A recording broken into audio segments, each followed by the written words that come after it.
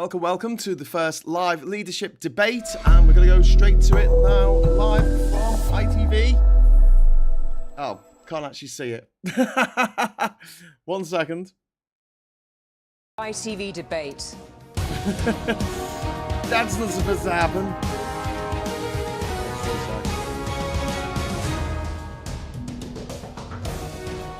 It's the first head-to-head debate in the 2024 general election with these two men who want to run the country, Rishi Sunak and Keir Starmer.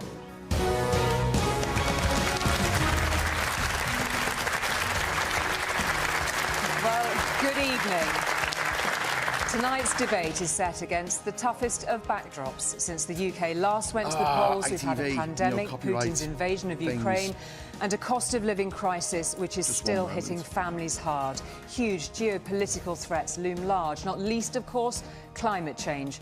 We all know how tough it's been. We don't need the politicians to remind us. This was working in rehearsals. So what are these two men going to offer us? Who are they? And why should they earn our vote? Can they level with us when we know that finances are almost impossibly tight? Later tonight, you'll be able to see what other parties are offering when they're interviewed live on ITV1 by Anushka Astana. Well, at least you can hear it. The conversation will continue on the national and regional news. But now, let's get on with tonight's debate. Keir Starmer, your opening statement, please. Thank you very much. This election is all about a choice. More of the chaos and division we've seen for the last 14 years, or turning the page and rebuilding with Labour. I have ambition for our country and have a practical plan to deliver it. I've changed the Labour Party and put it back in the service of working people. Now I'm seeking your backing to change our country, to make it work once again for you and your family. Thank you. Rishi Sunak. Rishi Sunak. Uncertain times call for a clear plan and bold action. We can just listen to it. So I'll keep this simple. In 5 weeks, either Keir Starmer or I will be Prime Minister. Beyond raising your taxes and raiding your pensions, no one knows what Labour would actually do. But you know what I would do. I'll cut your taxes, protect your pension, and reduce immigration. I have a clear plan for a more secure future for you and your family. Thank you, This Rishi is not Sunak. fun. Well, we invited viewers from right across the country to pause it for a questions. moment. We have independently the selected the questioners here with... I'm just going to pause it, see if I can get something to work. You can see the screen there, and I can see the screen, but it's just not appearing. And I know that ITV sometimes do this copyright stuff to stop you streaming from their thing, but it was working a minute ago. I don't really understand why it's not working now. Damn it.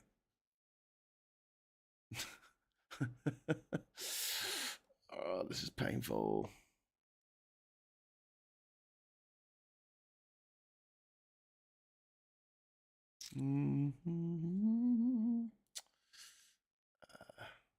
Right, what I'm going to do is just... Hello.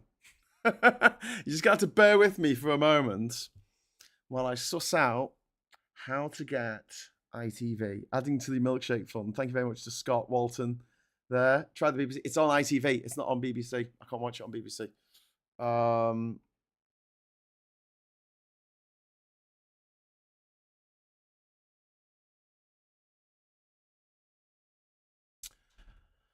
I don't know what the problem is. I mean, you know, it's sponsored by Domino's. Always keep out of reach of children. To watch it. I think everyone should watch it. I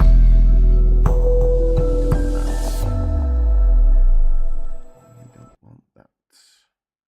Election debates. Big Graham jump scare. Sorry about that.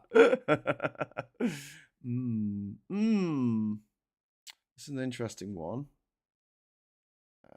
Display capture.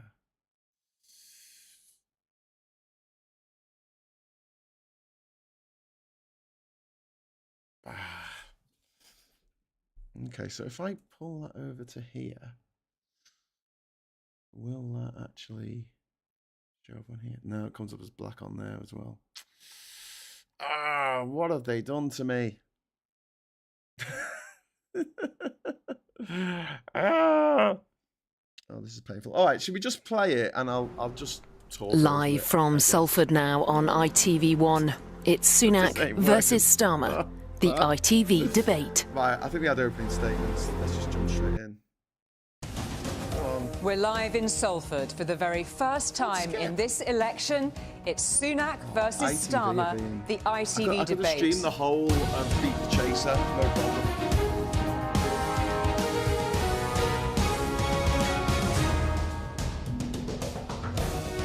ITV It's the first head-to-head debate in the 20... That's a very good idea.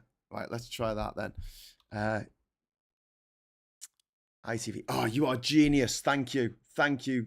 Genius.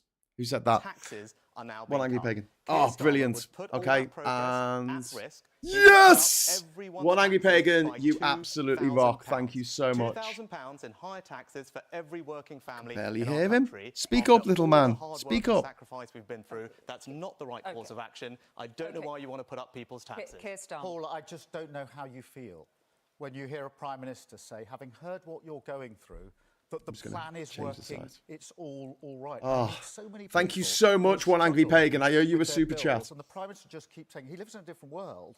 That, Could you... But Keir Starmer, Starmer, if people are struggling with their bills, why do you want to make it harder for them by saddling them with £2,000 worth of higher taxes? How is that going to make Paula or anyone's life easier? Could you respond directly to Rishi Sunak? This is the Prime Minister. Rewind it. Okay, I'm going to rewind it to the beginning, right? And what I'm going to do is I'm going to play it back at a little bit faster, just 1.25 speeds. Not like, not going to sound like the Chipmunks.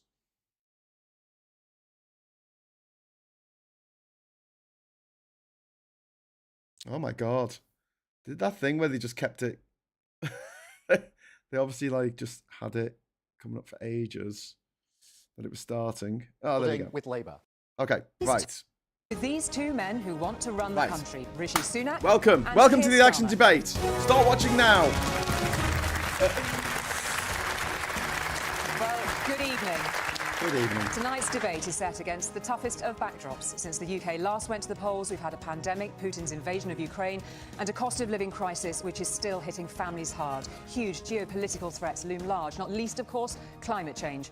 We all know how tough it's been. We don't need the politicians to remind us. So what are these two men going to offer us? Who are they? And why should they earn our vote? Can they level with us when we know that finances are almost impossibly tight?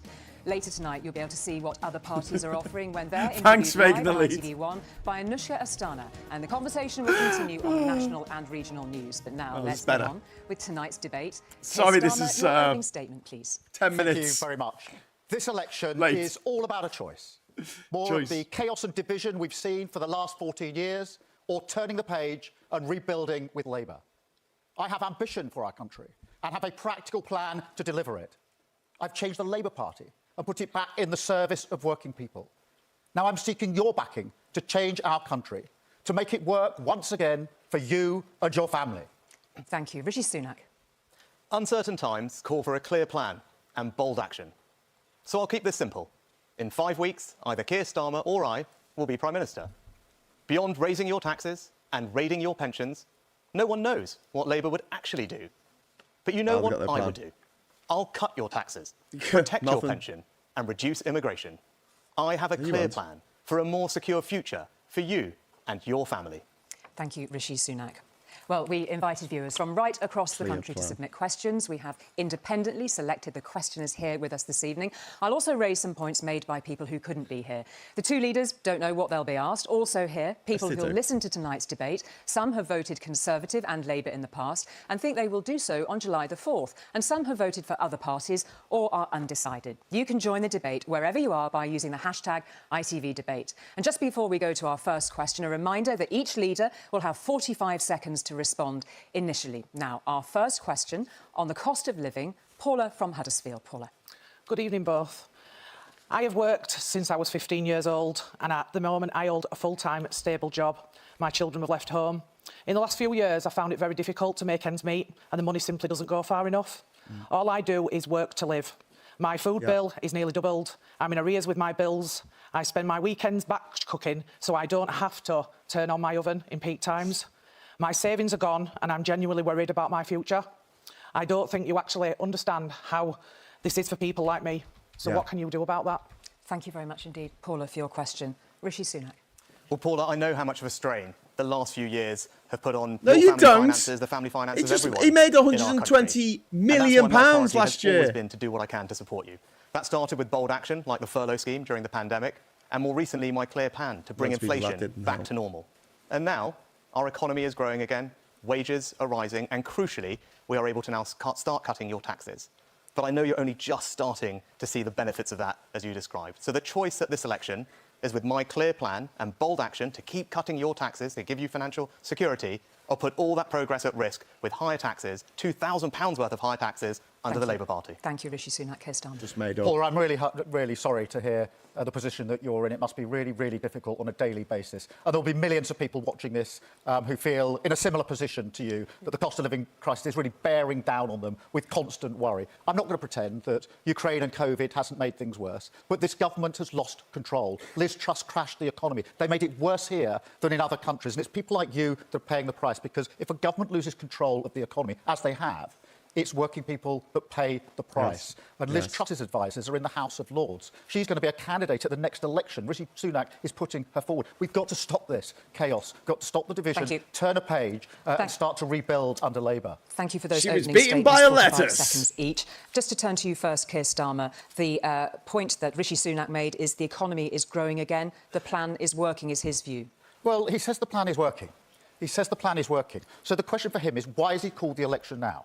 Because if he thinks things are going to get better towards the second half of this year, why has he called it now? He's called it now because he knows, and I'll ask him this, he knows inflation is going to go back up. He knows energy prices are going to go back up in the autumn. That's what he's not telling you. So he says the plan is working, but I don't think he believes the plan is working, because if he thought the plan is working, he wouldn't have called this election right now. Rishi Sunak. I think it's slightly ironic, because from the moment I got this job, Keir Starmer was telling me, call an election, call an election. And now that we've called an election, he's saying, oh, no, don't have an election, because I don't want to tell you what I'm going to do. But you've And no this is the interest choice. rate This is the Rishi choice Sunak. for everybody. The plan is working, of course. Hey, I know he said everyone it. The is plan only is just starting working. to feel Never the benefits expected of to it. But say that. inflation is back to normal, wages are growing, taxes are now being cut. Keir Starmer would put all that progress at risk. He would put up everyone's taxes by £2,000. £2,000 in higher taxes for every working family in our country. After all the hard work and sacrifice we've been through, that's not the right course of action. I don't know why you want to put up people's taxes. Keir Starmer. Paul, I just don't know how you feel when you hear a Prime Minister say, having heard what you're going through, that the plan is working, it's all right. I mean, so many people plan is who are working. struggling That's with what they their wanted. bills, and the Prime Minister just keeps saying he lives in a different world, that Could you- the But Keir corner is turned and it's Starmer, if all people right. are struggling It with their is so- bills, why do you want to make it harder for them by saddling them with £2,000 worth of higher taxes? How is that going to make Paula or anyone's life easier? Could you It's respond becoming directly to Rishi enraged. Sunak? This is the Prime Minister who's been part of a government that has put up tax 26 times. The last manifesto that they had in 2019 said we won't put up national insurance. This man then put up national insurance. He's the British expert on tax rises. They're at the highest level for 70 years. And he's got the gall to say other people are going to. I know you're going to hear a lot about the past in this election, but Well, this yeah, of election course, is 14 about the years. future. This election is about the future, and I'm clear that I'm going to keep cutting people's taxes, as we now are. Can we just- You want to okay. put everyone's All right. taxes up by Thank you. £2,000, and this is really important. Yeah. Independent Treasury officials have costed Labour's policies, and they amount to a £2,000 tax rise Okay. for every Well, working let family. me- Wait, No, this is I important. Mark my words. Labour will raise you. your taxes. Thank It's you. in their DNA. Your work, your car, your pension. Thank you. Okay, You name we're- it, sorry, I am Labour going to, will tax it. I'm just Let going me- to. No, I'm just What a going load to of just draw bollocks. breath there a moment, please, gentlemen. We're going to be talking about tax again later on. I do And just want to answer that I point just about want to. I just £2,000. want to bring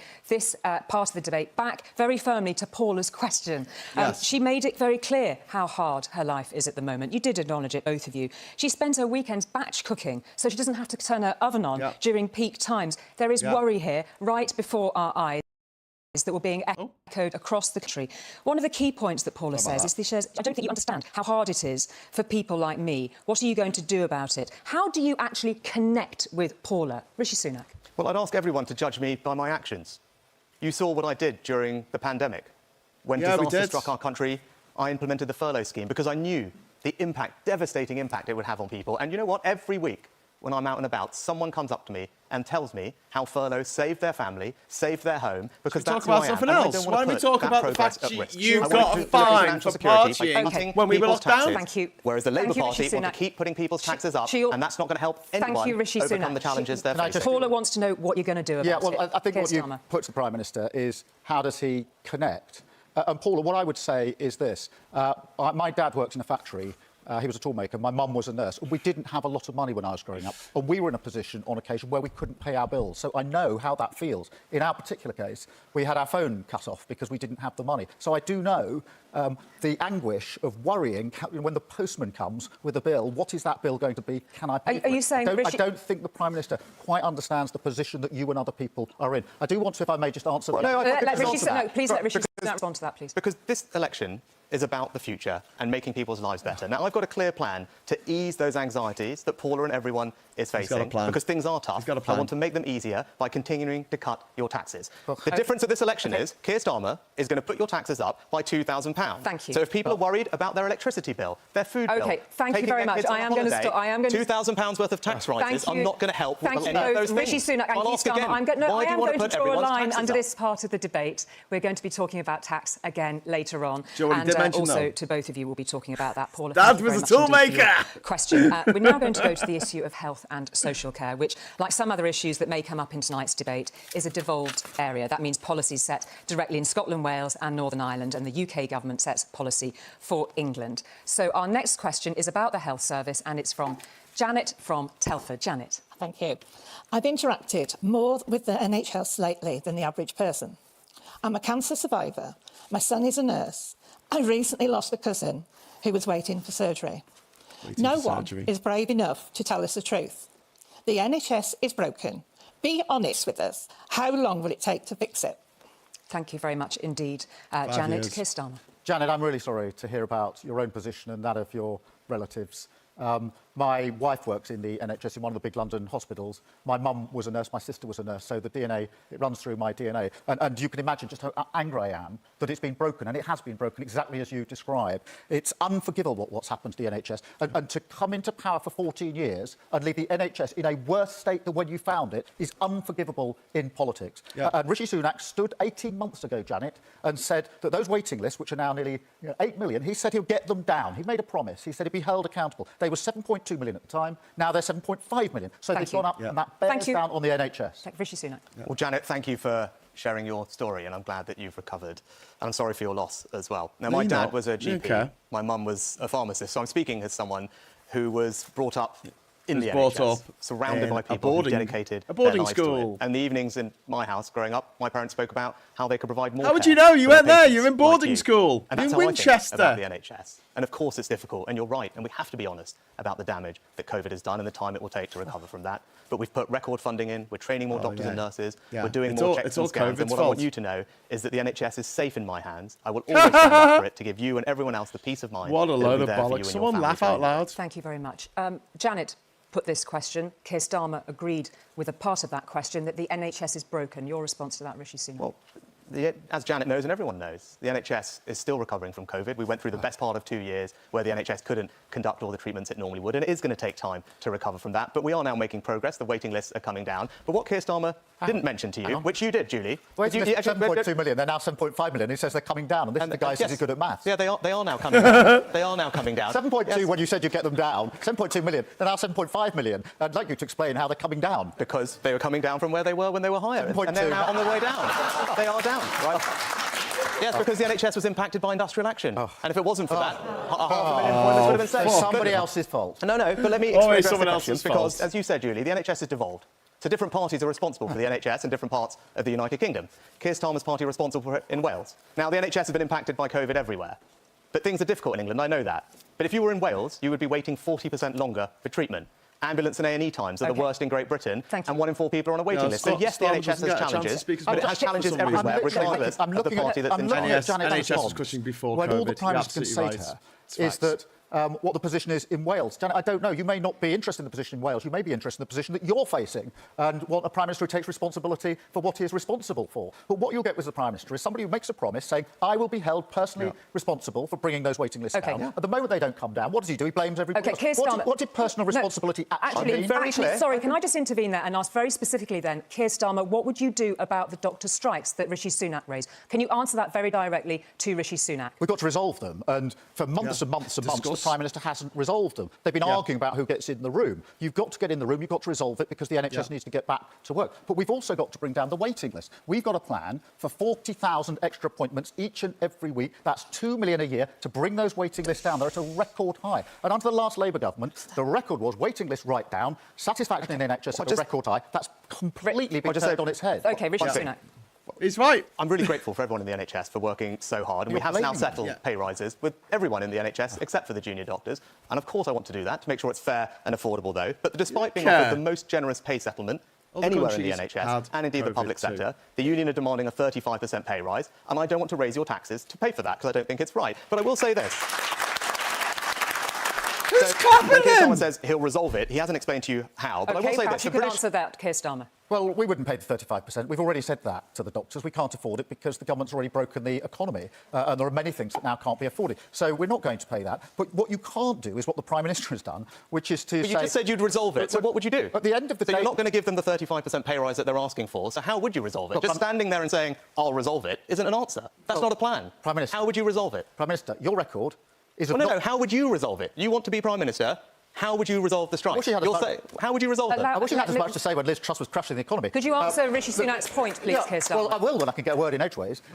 His record is of saying, I'm not going to get in the room to negotiate. And what have we got? No, we've been in the room to negotiate. What have we got? Ongoing strikes. Answer. We have to end these strikes.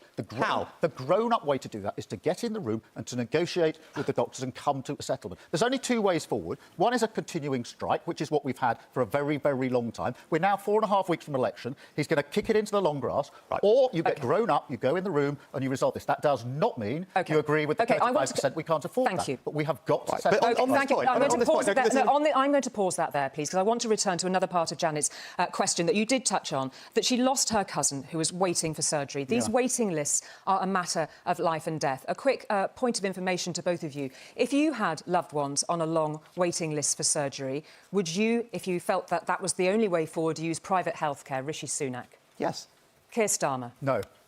Absolutely no if your loved one was on a waiting list for surgery? No. Thank you very much. I don't use private health. I use the NHS. That's where my wife works, in one of the big hospitals, as I said. It runs through my DNA. OK, thank you. We've had the answer to that very clearly. And of course, let's move on to a different aspect of the debate on the NHS. Everyone knows that fixing the NHS depends on fixing social care. 5 years ago, Boris Johnson was standing where you both are now. He told me there was a plan ready to go on this. We're still waiting. Will you both now commit to a fully funded solution in your manifesto this time round? Yes or no? Rishi Sunak? Yes, well, we've already implemented charging reform. Pilots are in place to implement the reforms. They will be rolled out later this year, next year. It'll be fully funded in your manifesto. We've already given social care an extra $8 billion because the pressures are immediate. Thank you. And the pilot reforms are there for charging. OK, we heard that answer. Yes or no? We will have a plan for social care, and like everything else in our manifesto, it'll be fully costed and fully funded. It starts with the workforce because, as you know, one of the biggest problems in social care is that the workforce is fragmented, poor conditions, and many, many people... Well, you talk about the workforce. If I could just pick up on this workforce question, because it is important, because there's no way to get Janet and everyone else the care they need without a workforce. But the British Medical Association has warned that Keir Starmer's pension tax risks an exodus of doctors. We're talking about doctors from the NHS. OK, we are going to... Gentlemen, please. It's all joined up. But it's all joined up, but this is an important point. Thank you very much indeed. We're going to come on to tax very shortly. I'm going to say, yes, tax will run through a lot of what we're discussing this evening. We will return very specifically to it. And I just want to stay on the issue of public services and take a quick fire on education. OK, we've had Harry, a message from Harry, who's a teacher just starting out, and Deborah, who has been a primary school head for 40 years. They've both been in touch with us to tell us effectively the same thing, that they cannot believe how bad things are in their sector. They want to know what you can do for them. Rishi Sunak.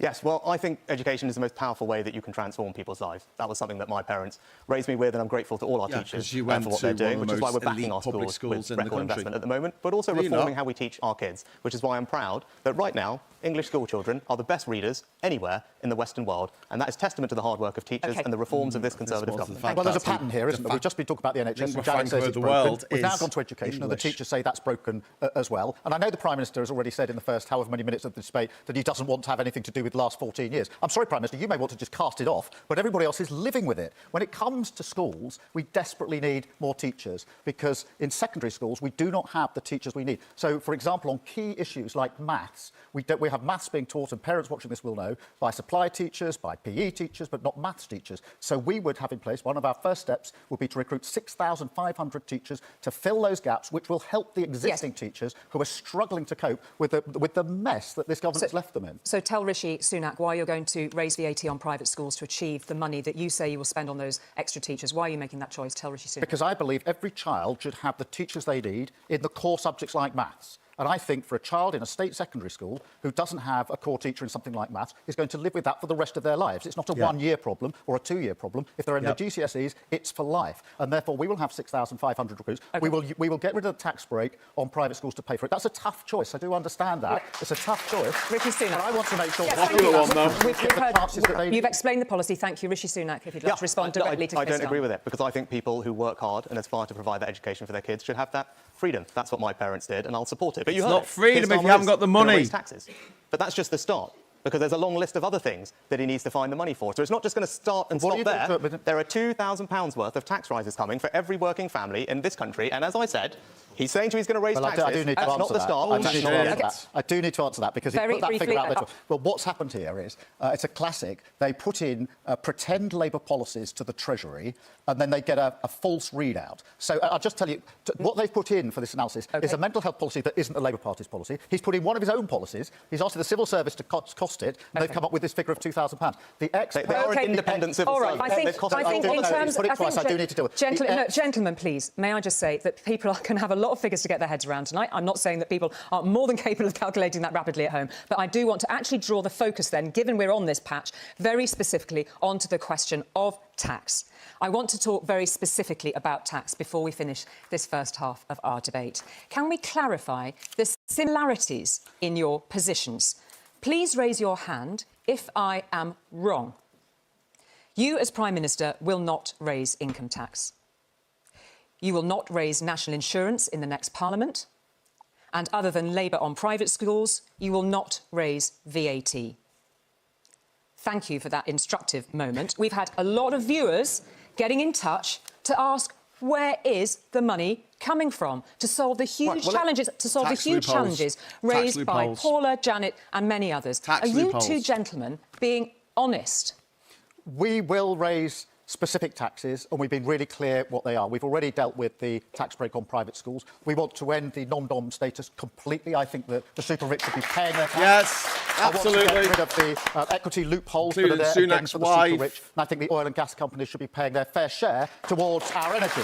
Yeah. We will raise those, but we won't raise the others. Rishi Sunak. Yes, well, we have already scrapped the non-dom regime, and we have a 75% full tax You've left on energy companies. But independent Treasury civil servants have costed Labour's policies, and it's £2,000. But you asked for specifics, really. So let's have a specific difference. Please let Mr Sunak finish. The triple lock us, so that we raise the personal allowance for pensioners and ensure that the state pension is never subject to tax. That's what you'll get under a future Conservative government. Keir Starmer hasn't matched that pledge, which means for the first time in our country's history, if Labour are elected, pensioners will pay tax. I do not think that is right, and you should explain to everyone why you think pensioners pay tax at the moment under your government. Briefly, please, what the Prime Minister's done so far on the 2 weeks of this campaign pensioners pay tax at the moment, you know. Gimmicks and put them on the table. He's told us he's going to get rid. It's their policy to get rid of national insurance altogether. That's £46 billion.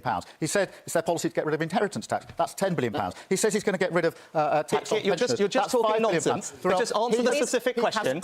We have committed. I can tell you. Thank you, not over each other. Thank you, not over each other. No, but we've committed to the triple lock plus. Under us, the state pension will never pay tax. Under you, there's a retirement tax coming for British pensioners. I think it's appalling. Explain to people why do you pensioners should pay tax on the state pension. Okay. The big problem with Liz Truss is that she made unfunded tax cuts. All right. The Prime Minister is doing the same thing. Okay. We're going to go round the circle again. Everyone, because you asked about it. It's very clear. Pensioners under Keir Starmer, will pay tax on the state pension for the first time in our country's All history. right, I'm going to just It draw... is retirement tax. I'm Keir keeping Starmer can talk about the past all he wants, but in the future, pensioners pay have got a tax tax rise on coming their under your pensions. government. All right, policy. gentlemen, Why do you please. want to do that to pensioners? Why do Gentlemen, you want to put up their please. taxes? We're just going to take a pause there.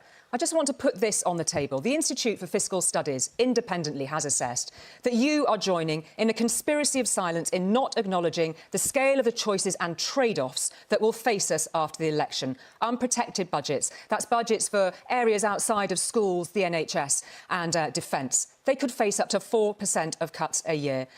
One word. Can you rule those cuts out? Are you being level with us? One word with us, yes or no?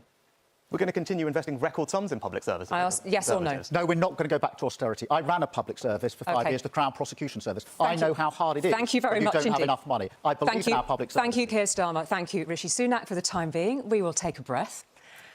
After the break, we'll be discussing immigration, climate, and we'll take a closer look at what sort of leader Rishi Sunak and Keir Starmer would be. Don't go away. Okay, well, that's going to give us a chance to just knock the audio off there for a moment, and then we can skip to the live feed. It says it's coming back soon. So there you go. We've made it to the end of the first break. Sorry about the technical problems at the beginning. Like I said, I was sitting here and I had everything set up nicely with the little animations and things, and I had ITV playing on my other monitor, and it was appearing here. Fine. I had the chase, beat the chasers on it, and then as soon as the show started, it just went to black. And I could still hear it, and I could still see it on my screen, but it wasn't coming through to you. So sorry about that. Let's compare bingo cards. Well, I was hastily making these. So we've got an Arsenal in there. We've got what else have we got? We've got back to square one. That's taken from that's taken from PMQs, that one. Beaten by letters. I think you saw that one. Be a bit easier to see what the hell's going on if we didn't have this thing here. Maybe I just turn that off for a moment. Should just turn that off. I'm scared that if I turn it off, it won't come back on again. Oh, it does. What else have we got? We got. Oh dear, he's becoming enraged. We got bullshit statistics, which is from PMQs, and we've got change. I'm sure Starmer's going to say that at some point. We've got cut taxes. I think we just had that. Oh, it's back on. To Sunak versus Starmer, the ITV debate. The first half was dominated by the cost of living and public services. Just a little information for both of our candidates here. Please, an appeal from me not to speak over one another. We want to make sure that everybody can hear what you're saying. That was a gentle reminder. It may not be so gentle next time. I think there's a bit of a delay. We now turn to another important YouTube. issue in this election, and that is immigration. And our next questioner is Stephen from Warrington. Stephen. Thank you. Politicians have broken so many promises on immigration. Yes. Why should I trust either of you to do anything about such large numbers of people risking their lives to cross the channel to gain access to the UK illegally? Thank you very much indeed, Illegally. Stephen. Rishi Sunak. Stephen, immigration is too high, and we will need to take bold action to bring it down, whether that's legal migration, where we're going to introduce a new legal cap to guarantee that it will come down every year, or the boats, which you mentioned, where we got the numbers down last year by a third, and now we have a deterrent ready to go. Migrants have been detained, the flights will go in July, but only if I'm your Prime Minister. If Keir Starmer's elected, all those people will be released, the flights will be cancelled, and we will have no deterrent to stop the unfairness of people crossing in boats. So that's the choice for you at this election. Stick to our plan, and illegal migrants will be on those planes. With Labour, they will be out on our streets. Thank you very much, Rishi Sunak. Keir Starmer. Well, Stephen, the levels of migration are at record highs. 685,000. It's never been that high, save in the last year or two. The Prime Minister says it's too high. Well, who's in charge? Who's in charge? He's the most liberal Prime Minister we've ever had on immigration. We've never had numbers like this before. And he says that you can believe him on the boats. Nobody should be making that crossing across the Channel. Yep. 18 months ago, the Prime Minister made a promise. He said, just like the NHS promise, you're personally accountable for it, that he would stop the boats. This year alone, 10,000 people have crossed on boats. That's a record number. So, again, he's made a promise and he's completely failed to keep it. Thank you. Rishi Sunak, respond directly to Keir Starmer. Over the last 12 months, the number of crossings are down a third because the plans we put in place are starting to make a difference. But the choice of this election is about the future. I believe you need to have a deterrent. The only way to stop this problem is to say to people who come here illegally, they cannot stay and they will be removed.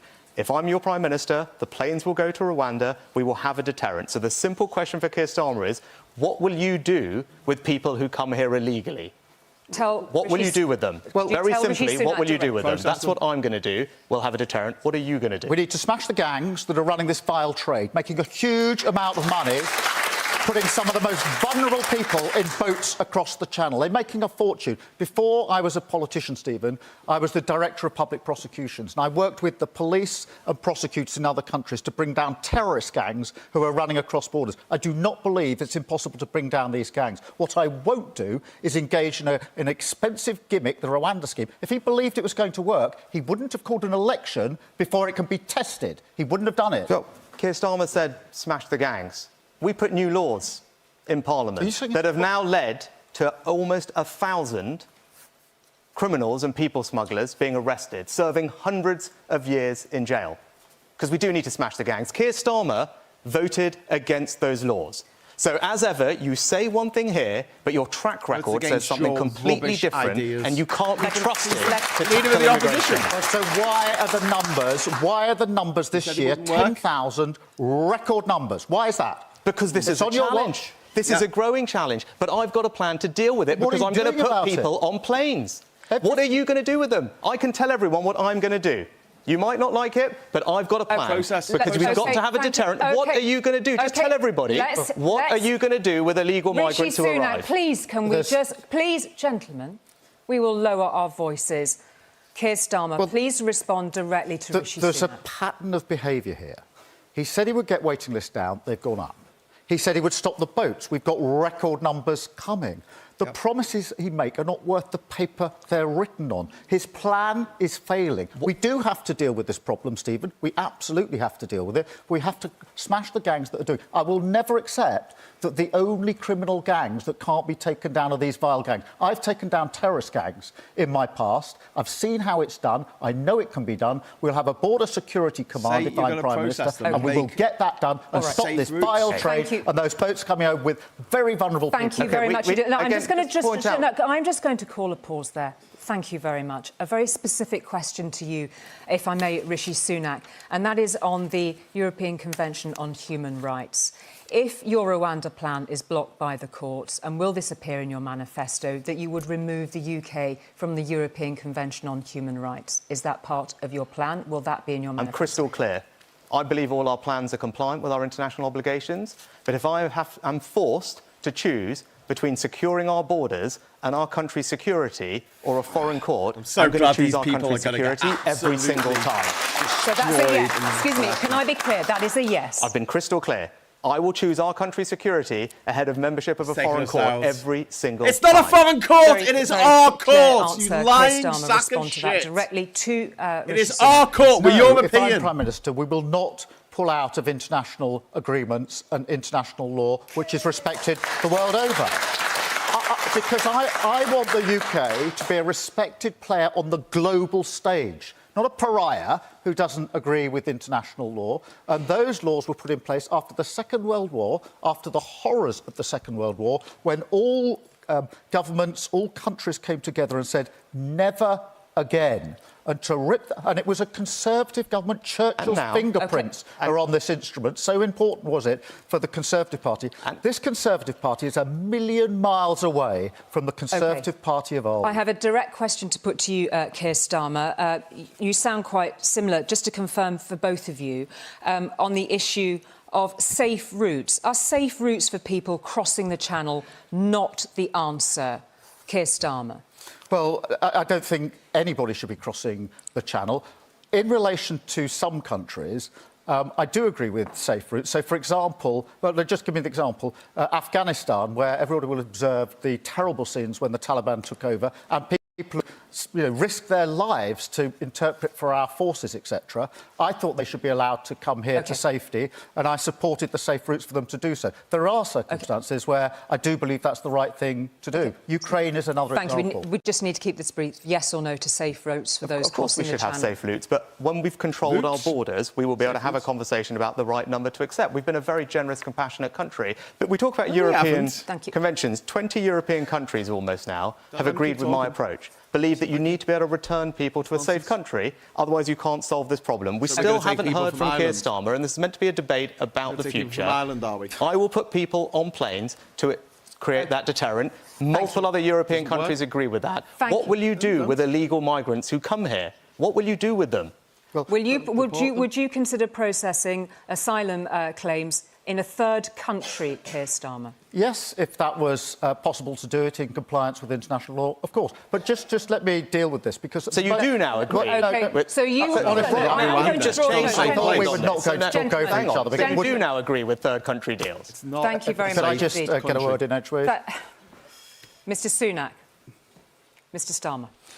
At the moment, people arriving by small boats are not having their claims processed. By the end of the year, that means there'll be 100,000 people in hotels at taxpayers' expense who are not having their claims processed. That means one thing: they cannot be returned. And that's why returns have gone down by 40% on his watch. Now, he'll say again, well, don't look at the last 14 years. I know that was terrible. Don't look at that. I'm just looking forward. But I'm sorry, we're all living with the consequence of your awful decision. Thank you. So, gentlemen, thank you very much indeed for that. We are trying to get as many topics in. Thank you. No, thank you. I'm just going to draw a line under that.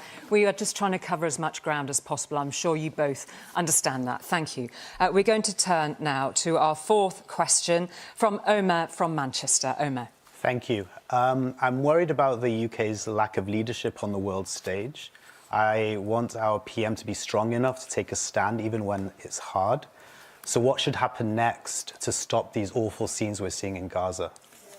Thank you very much indeed for that question, Omar. And that question there, it has a wide range to it, but very specifically, it is about the Hamas terrorist atrocities of October the 7th and then what unfolded after, the scenes of which we see on our television news every evening.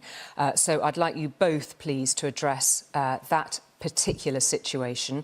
A lot of people have been very uncomfortable with the stance that both of you have taken on this. How would you respond? First to Keir Starmer. Well, Omar, the situation in Gaza is intolerable. It's catastrophic. Tens of thousands of people have been killed, a disproportionate number of women and children. So, Omar, what we need now is a ceasefire, a cessation of the hostilities straight away.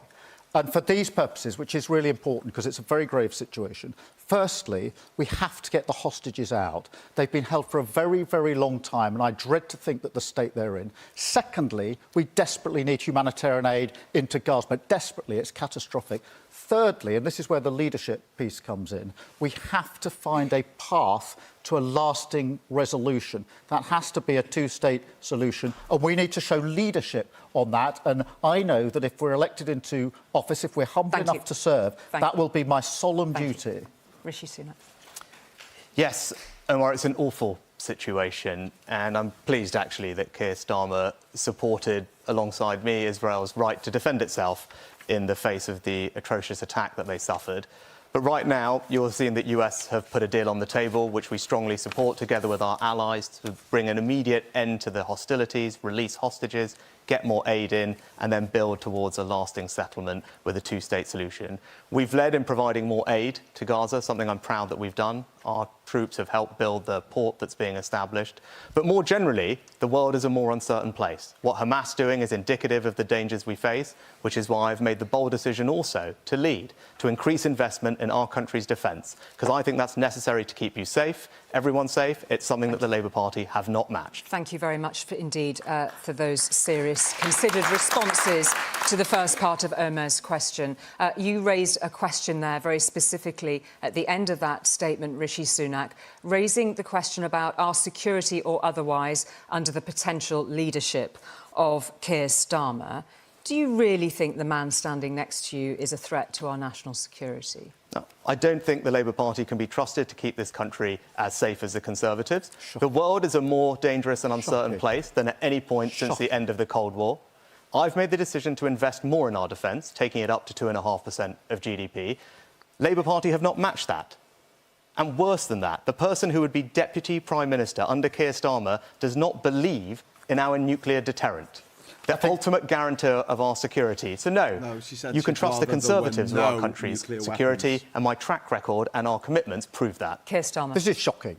Before I was Could you tell Rishi Sunak your before I was a response? politician, I was the Director of Public Prosecutions. I was working on national security. I was dealing with terrorist plots. One of them that we prosecuted was to take down 7 aeroplanes as they were halfway across the Atlantic. They were going to be blown up. That is one of the cases that I prosecuted, knowing how important it is to keep everybody in this country safe and sound. Imagine what would have happened if those planes had gone down. For the Prime Minister, who was at the time making money betting against the country during the financial crisis, that's what he was doing when I was acting on national security, to now say that somehow national security is safer in his hands is insulting and it's childish. OK, thank you. A very brief response to that. Well, I'd have rather had my job than work for extremists like Abu Qatada and Hizb ut-Tahrir. The Crown Prosecution Service is an extremist organisation. No, Abu Qatada and Hizb ut-Tahrir were who you work for as well, so people can Google that and have a look. But there's a clear choice.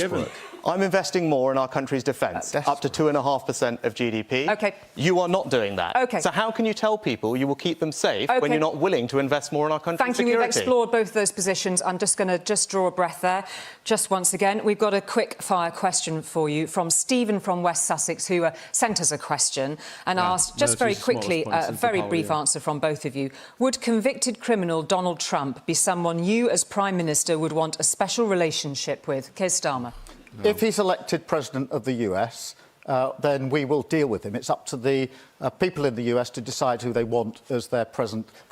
And the special even if he's a criminal. The special relationship transcends whoever fills the post of Prime Minister and President, because it's such an important, strong relationship. Thank you. Rishi Sunak. Yes, because having a strong relationship with our closest partner and ally in the United States is critical for keeping everyone in our country safe. Thank you for those brief answers, Rishi Sunak and Keir Starmer. We're going to go on to another question now, and this one is on the very pressing issue on climate change, and we're going to go to Claire from South London. Hi, Claire. Thank you.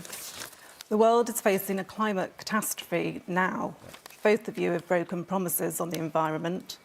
What are you doing to put climate at the very centre of your policies? Thank you very much, Rishi Sunak. Well, Claire, I have 2 young girls, and this is what they talk to me about more than anything else. And of course, we're going to tackle climate change and get to net zero. This election is about how we do it. And I don't think that British people should solve a global problem all by themselves, which is why I'm also prioritising our country's energy security and your bills. We've heard a lot about the cost of living challenges today. So I have made some decisions, bold decisions, that will mean that we can save all of you thousands of pounds, still meet our targets, and we can ensure our country's energy security. The contrast is clear at this election, because Keir Starmer will reverse all of the changes I've made. That's going to cost everyone and you thousands of pounds and make our country less energy secure by banning North Sea energy. OK. And that, I don't think, is the right course for our country. Rishi Sunak, thank you. Keir Starmer. This £2,000 you keep saying it's going to cost is absolute garbage. We won't go into the details of it. But, Claire, let me address your point, because this is really important. A transition is coming that's very important when it comes, for example, to energy, a transition to renewables. I don't think we should just see that as a challenge. It's a huge opportunity, because if we go to renewable energy, that means cheaper bills. Renewables are cheaper, not just for the short term, but for the long term. It gives us energy security, so it means that Putin can't put his boot on our throat, and the result you've all been feeling for the last 2 years, but it also gives us the next generation of jobs. Other countries have realised renewables is the future. They're in the race. I want the UK to be in the race. I want us to win the race. When it comes to hydrogen, offshore wind, solar, nuclear, the question I ask is why not... Thank you very much. That's 45 seconds, Keir Starmer. We're going to try and stick to the rules if we can. There's a very specific point that Claire makes in her question. Both of you have broken your promises on the environment. Will you acknowledge that, Rishi Sunak? No.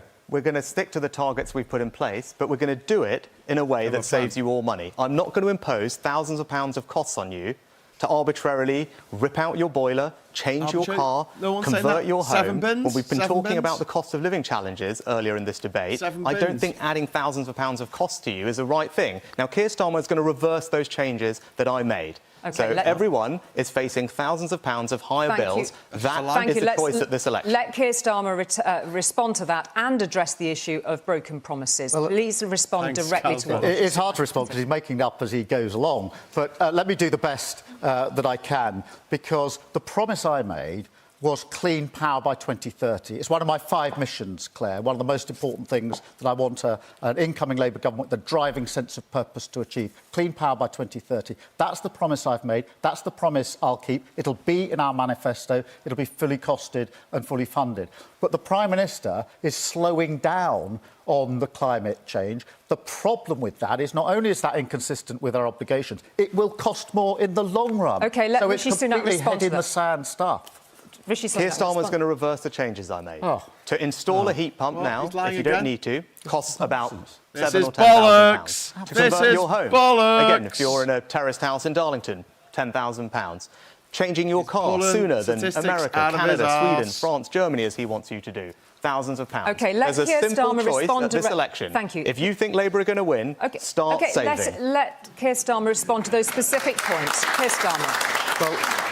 Well, the company that the Prime Minister's been using to try and trail out these figures has done some analysis, which is actually published today, Prime Minister. You obviously haven't seen it. What they say, this is the company he's relying on, is that will cost more, the 2030 plan, if you're with the Prime Minister than with a Labour government. And that's been public. I don't know whether you've been too busy or you perhaps haven't seen it, but the very company that he relies on to trot out these false figures is actually saying it's more expensive with the Conservatives than with Labour. Now, I would like him just to answer that.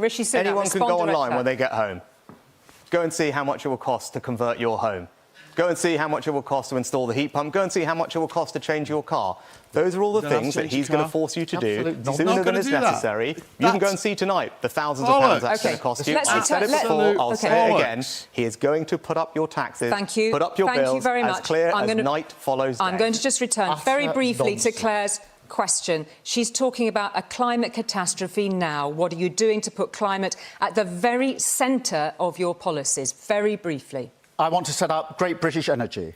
This is a publicly owned company that will generate energy, that will have investment alongside it. It'll be owned by the taxpayer, making money for the taxpayer, and drive us to renewables so that we can have lower bills, secure energy, and the jobs of the future. I also think that we should insulate our houses because I think people are paying far too much in their bills. And that was a project that was started 10 years ago and cancelled under the Conservatives when they said cut the green crap. We've lost 10 years. I'd get on with it and get your bills down because people are fed up with energy bills that have gone through the roof. Thank you very much indeed for that. We've got another question, a very important question from Miles from Ilford for both of you. Now, hey, Miles.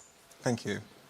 Like many young people, I completed my final years of sixth form under COVID restrictions, started university under them, and have had to deal with a cost of living crisis, a housing crisis, and an unstable world. What future can you offer my generation, and when will we become your priority? Thank you very much indeed. Keir Starmer.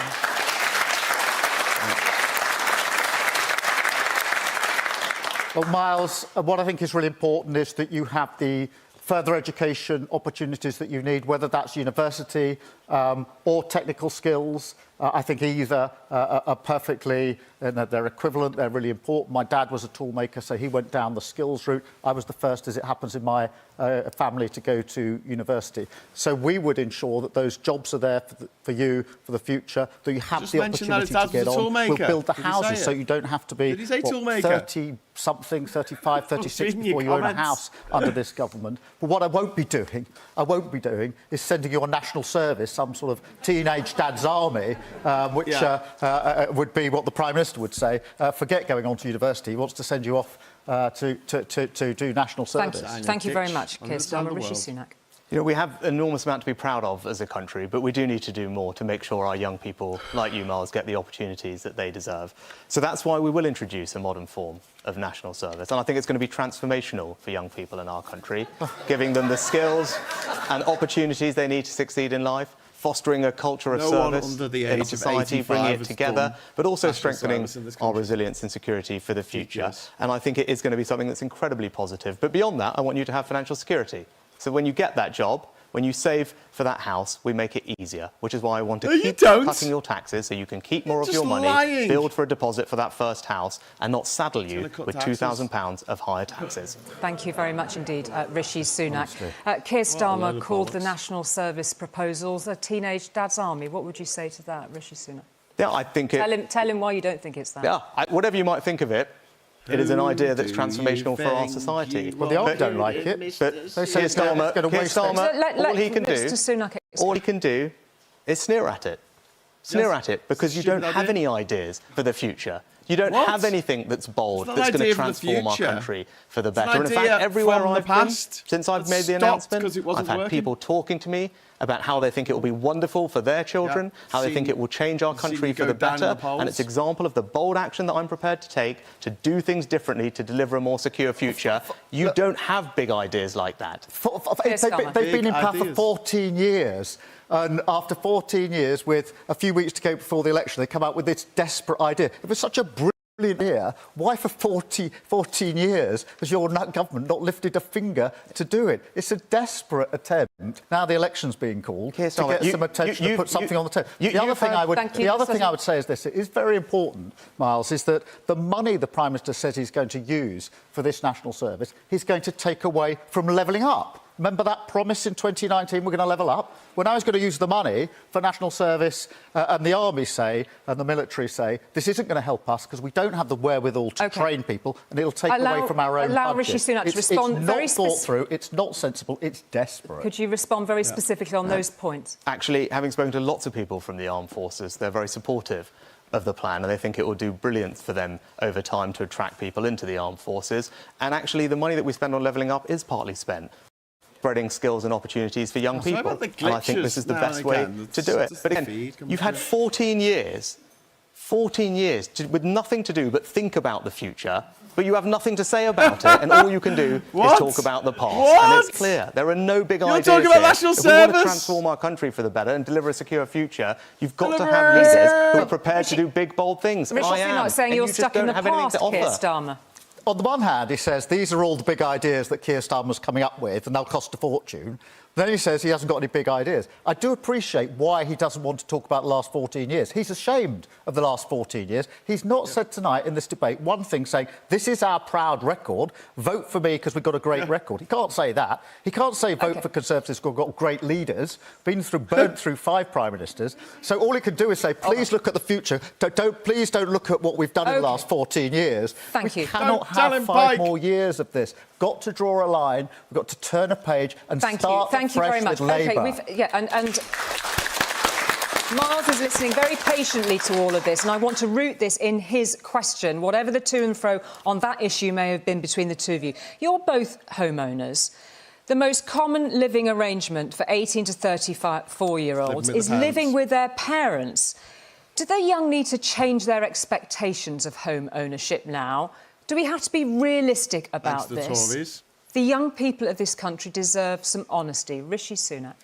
Yeah, it is too hard to own your own home, and I want everyone to feel what I experienced when I got the keys to my first flat, because it's a very special feeling, and we need to make it easier. That's why we've delivered 1 million homes in this Parliament and we'll keep building homes in the right Did you place, say but you're not delivering? concreting over the countryside as Labour would do. But crucially, we need to make it easy for you to save for that making deposit. things up. And that's why I want your hard work to be rewarded. I don't think we should be taxing you more, because 1 that's just going to million make it even homes. harder for Okay. you to get on the property tax. Population has Keir grown. Starmer, on this specific point. I think what you raise is 8 really million. important, because for young people, the dream of home ownership has all but gone.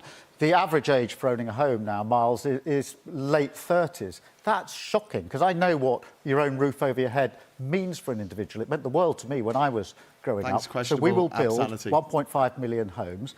Picking a number requires a plan.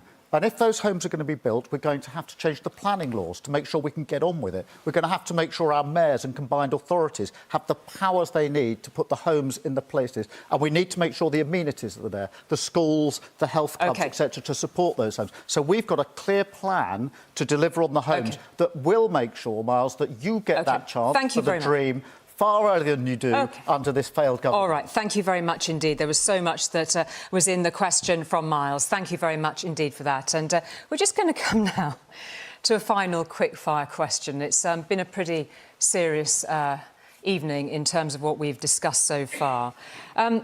Just to both of you, apparently there is another big contest on this summer. For many, it's the biggest contest, and that is, of course, the Euros. We know you're both football fans. You are not the only leaders under pressure to win, and sometimes accused of not being exciting enough. So here, slightly with my tongue in cheek, if you'll forgive me, both of you, is a question that we've literally just had in from Gareth, who's on his way to Germany. What is the best leadership approach? Play it safe or take some risks and go for the win? What would be your leadership style? Rishi Sunak, quickly.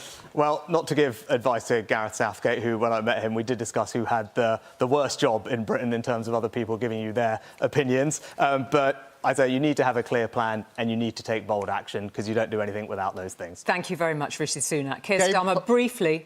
Game plan, good squad, and he's got both of those. I really think England are going to do really well this year. They've got a fantastic team, and I'm really... Be radical or do you play it safe? Sorry? You need a strategy for winning, so it depends who you're playing, what the issue is. That's what Gareth does. He's very, very good at this, and he's built a squad. And just like I've got a brilliant shadow cabinet. OK, thank you very much, gentlemen, for both of those answers on the footy. Thank you. And we go now to the candidates' closing statements. First of all, Keir Starmer. Thank you. I don't offer you the gimmicks or unfunded promises that Rishi Sunak does. I don't pretend there's a magic wand that will fix everything overnight. Instead, I offer a practical, common-sense plan to change Britain. This election is about who our country works for. The simple, patriotic belief that Britain can be better and must be better. Imagine how you would feel waking up on July the 5th to 5 more years of the Conservatives. 5 more years of decline and division. The arsonists handed back the matches. Now imagine turning the page with a Labour government that rolls up its sleeves and gets on with the job, that puts the country back in your service. The choice at this election is clear. More chaos with the Conservatives, or the chance to rebuild Britain with a changed Labour Party. Thank you, Keir Starmer. Rishi Sunak. Either Keir Starmer or I will be your Prime Minister, and a vote for anyone else makes it more likely that it will be him. Agree or disagree with me, will be him. You know what I stand for. No, we don't. I'll always have your back, as I did with furlough. No, you didn't. But with Keir Starmer, the back of everyone, apart from higher taxes, 3 million people you don't know what you'd get, and neither does he. And we've heard a lot about change from him, but change to what? Keir Starmer is asking you to hand him a blank cheque when he hasn't said what he'll buy with it or how much it's going to cost him. He's got plans. In uncertain times, we simply cannot afford an uncertain Prime Minister. What? If you don't know what you're going to get with Labour, don't vote for it. The last On the 4th of July, choose choose lower immigration, lower taxes and protected pensions. Choose a secure future with the Conservatives. Oh, it's like AI. Thank you very much indeed, Rishi Sunak and Keir Starmer. Well, that's it. Sunak, Quite a the night. android. We've come to the end of our debate. You've heard from Rishi Sunak and Keir Starmer head-to-head tonight. You can also hear what other parties standing in this year's general election have to offer in the ITV election interviews with Anushka Astana coming up next. The conversation will continue, not just here on ITV, on our national and regional news. And next Thursday, guess what? We'll be back to host ITV's 7-party election debate. And then in just over 4 weeks, you ultimately get to decide who runs the country. From all of us here in Salford, good night. Oh, punch him in the face. Punch him in the face. Punch him in his stupid, ugly, stupid face. Oh, my God. Right, so that was quite painful. So reaction. Let's have a little bit of a chat about that. So that just was very, very typical of just how terrible the Tories and their leader are. Sunak at the end there just sounded like a robot talking like off his auto cue. It was so unhuman. He doesn't have a connection with normal people because he's grown up rich. He went to Winchester. He was the head boy at Winchester, a boarding school, one of the most expensive schools, not just in this country but in the world. And then he met the daughter of one of the richest men in the world, and they got married. And as a result of that union, last year, Rishi Sunak made £120 million from doing nothing.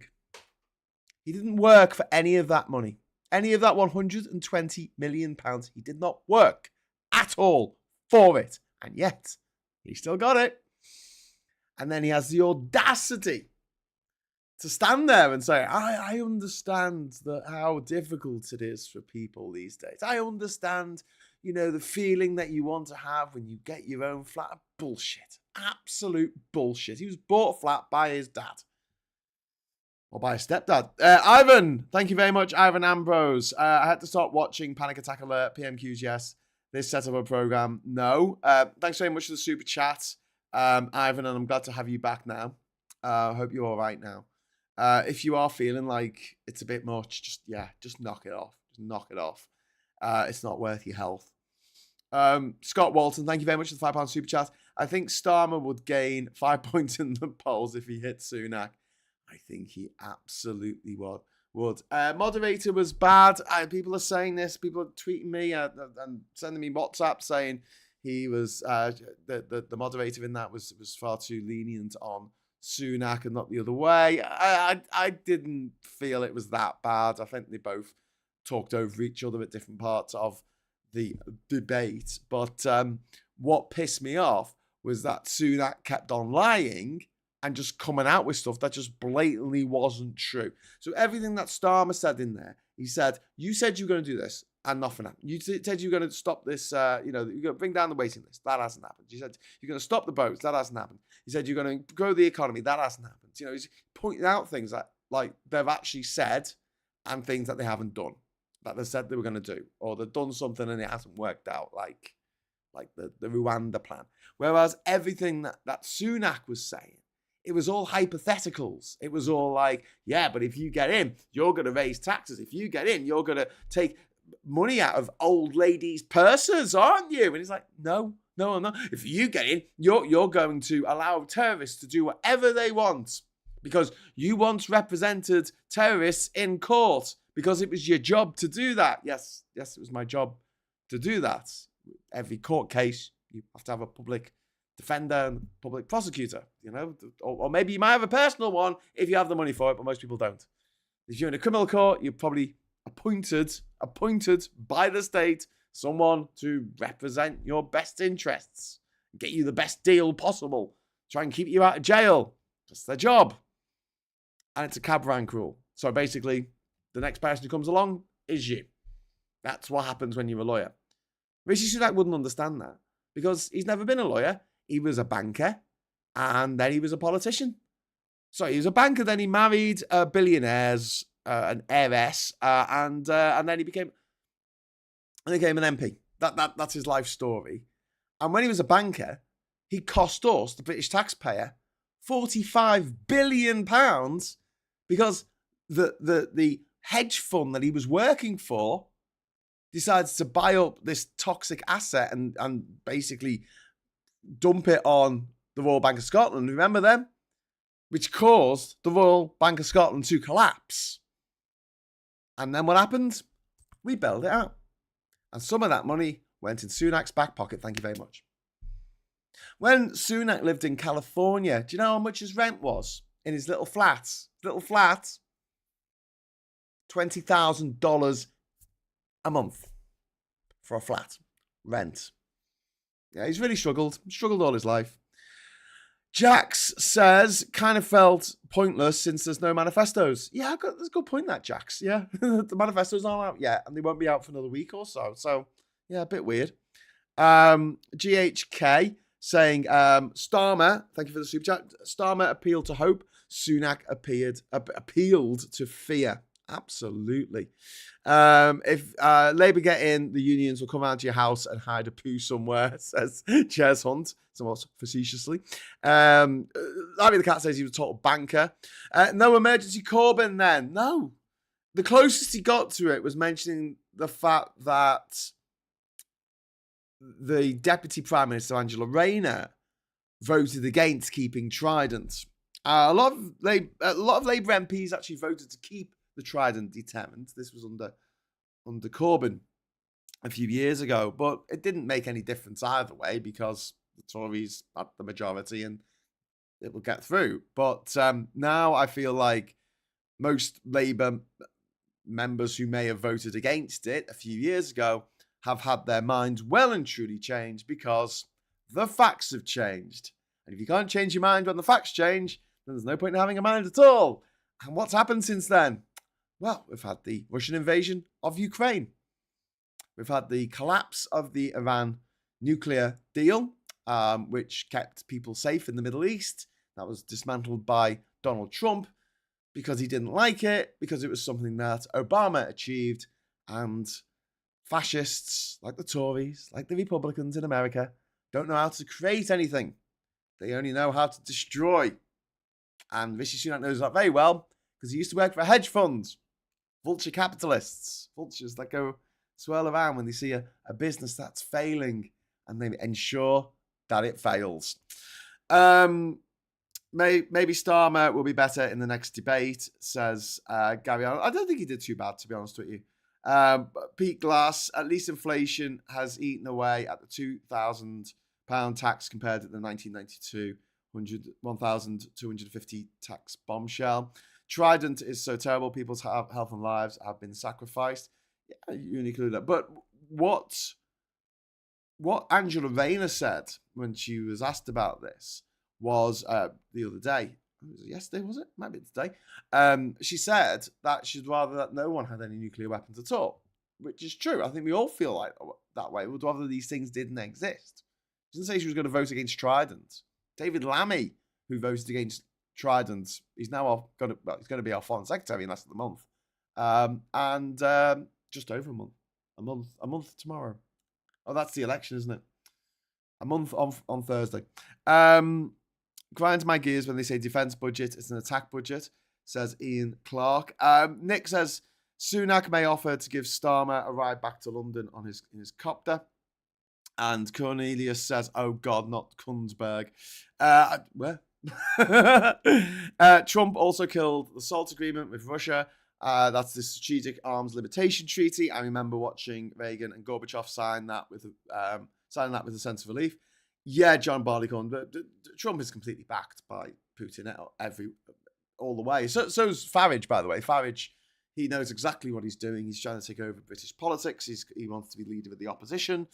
He wants to have some sort of deal with the Tories. And the fact that he's the guy who was the architect of the biggest economic disaster that we've ever faced in this country, which is Brexit, which is causing more damage than COVID ever did or ever will. The reason being, Brexit is forever. It's ongoing. COVID's over. Things can get back to normal. Yeah, there was a blip, but things can get back to normal. Things can never get back to normal from Brexit. And now he's standing there like a big brain twat saying, well, if it had been done properly, it would have been perfect, which is bollocks. And I'll tell you why it's bollocks. Because outside of Europe, there's bugger all in terms of trade deals that are worth a pan of scouse. There's about 8 that are worthwhile. And even them, are they really that worthwhile? The trade deal with New Zealand, population 4.7 million, literally on the other side of the world, 12,000 miles away. Great. Whoopee. Anyway, Phil Spicer says, it's hard to debate such a wall of lies because it's hard to know where to start when there's only seconds to respond. A painful watch, to be honest. Yeah, I get that. And I sort of, I watch these, thanks for the super chat, by the way. I watch these things and think, oh, do you know what? I'd really, really like it if I could just, you know, I could answer. This is what I would say. Yeah, be Michael Spicer in their earpiece in Starmer's ear and say, this is what you want to say, mate. But it's very difficult in that immediate situation. But I wish, this is what I would do. This is what I would do. If I was a presenter, I don't know what, you know, being a politician is different, but if I was a presenter and one of those people in the debate tonight, or in any debate, whenever someone comes into the studio, tells a lie, and I know it's a lie, I'd say, sorry, Mr. or Mrs., Miss, whoever, I'm going to stop you there. You just told a lie. That was a lie that you just said at your face. You just lied to me. You just lied to everyone in the studio. You just lied to everyone in the audience here. You just lied to everyone watching this at home. So I'm going to stop this debate now. And what I want you to do is I want you to apologize for lying. Admit that you lied. Apologize for lying. And if you don't do that, I'm going to let your opposition number talk for the next, what have we got on the rest of the show? We've got 4 or 5 minutes. They can talk uninterrupted for 45 minutes, and you'll just have to stand there. Because this is my show, and I'm not having people coming on and lying to me. See how that goes. I've never come back. Everyone's shouting at me to get Wayne. I'm not set up to have communications coming in while I'm set up to do a show where I'm talking. Sorry, Wayne. Sorry, Wayne. I mean, if you want to sit there for 10 minutes while I fiddle about with my screen and everything and get everything right and send links and things, fine. But I don't think it's going to be too entertaining for people. Everyone bug Graham in chat for Wayne. Look, do you want me to? It will take me a while. I've got to go and do a bunch of stuff, so I'll have to shut down. Well, I'd have to. No, it's 20 past 10. I think Mick Lynch would work well for Starmer. Brexit, the word neither wants to mention. I did have that. I did have Brexit. The love that dare not say its name. No, the hate that dare not say its name. Craving Beer says Starmer should have done a Mick Lynch. You're lying. You're a liar. Well, yeah. Wayne's a closet Tory anyway. No, it's not that. I've had enough technical problems tonight. Thank you very much. I've spent 10 minutes faffing around trying to get ITV to work. Jesus. Don't normally watch ITV. This is the first of many. Starmer did fine. No CI. Yeah. Joe Lefty saying, we want Wayne. Wayne. I'd rather he gets Phil on. Support rejoin EU party to reverse Brexit like the Cooperative Party. I can confirm as rejoin EU party Iberia coordinator, but we welcome membership in other parties. Labour will not get rid of the 2-child benefit cap. They will. And everyone's shouting at me to get Wayne. All right, if I get Wayne on and his internet's crap and it's really painful to watch, it's all your fault. Swearing at my laptop with you all was better than swearing at my TV by myself. Thank you all. That's no worry. Do this. This isn't set up for this. Okay. Let me just think. It's like ADHD torture. This. Okay. I've got to keep talking, and I've got to sort out how I'm gonna actually copy things across from other shows that I do. What can I use? I'll use the agenda. This is going to be fun for you all, but you're all asking for it, so well, there you go. Copy that across into. Oh, I don't have time to label everything properly. Right, so that's copied into there. Okay, you're just gonna have to bear with me. Sorry. I hope this is worth it. And then, oh Jesus Christ. There it is. There it is. Okay, I'm just repositioning everything on my screen and things, so I'm getting the feed in.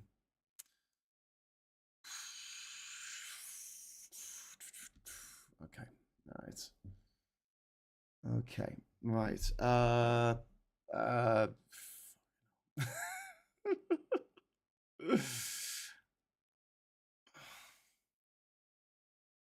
Right.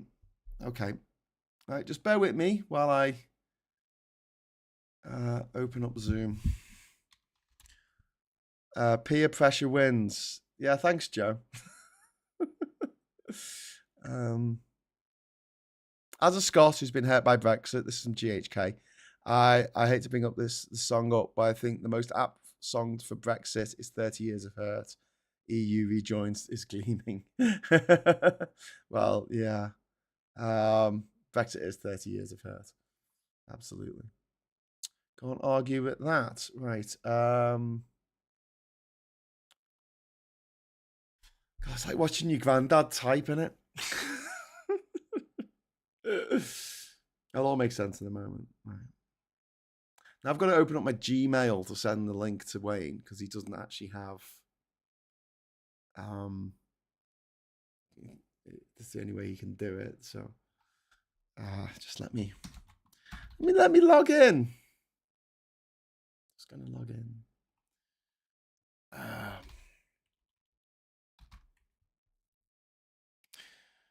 Oh God! I'm also gonna be in trouble with Catherine. She's gonna be like, "Oh, Graham, you said you were gonna finish at 10 o'clock," and I'll be like, "Yeah, well, you know." Nice.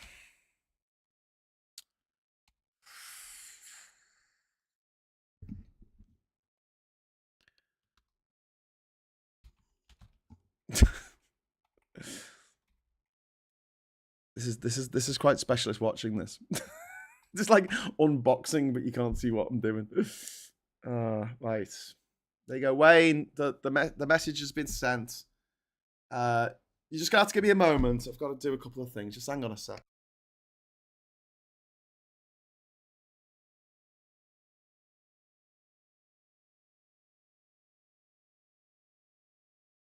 The whole street looking in. It's got dark now.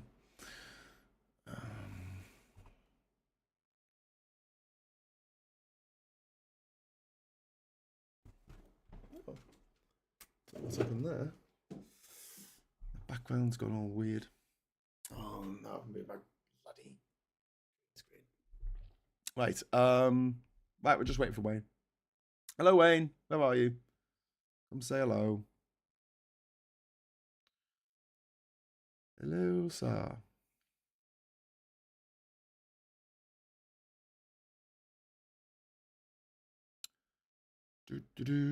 Oh, we've got another super chat. Do that in a mo.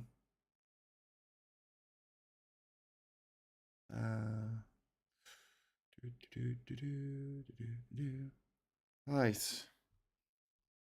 Oh. Hello. Hello. Right. Wayne's on. Here he is. Hello. Give me 1 second. Right. Can't see it. All I can see is Graham Hughes, the words. There you go. What? Yeah, I'm not sending anything to you at the moment. All right, fair dues. Hang on. There you go. There's the screen. You should be able to see it now. Ta-da! Hello. Hello. Right, we got there in the end. Sorry, who's Wayne? Not come across him, says Ruth. Thank you very much for the super chat. And Michael Warner, money towards apology flowers for the missus. Yeah, I'm in probably a bit of trouble now, but never mind. Thanks for the super chat. You'll be all right. Oh, okay. I'm glad you think so. So, right, you're here. Tell me about the debate. How did you feel about that? Right. First thing, that moderator was just an absolute shit show. Just every time someone was like getting to a point, she was jumping in and then going, no, let the other person talk. And there was no sort of like they only had 45 seconds. I don't really have that much of a problem with that. No, but the other thing is you can't develop a point in 45 seconds, can you? Well, that was the format that I assume that they had agreed to do, and yeah, it is difficult. And I love the fact that you had your bingo God, thing. you've gone really loud. What happened then? What did you do? Nothing. You've gone extra loud.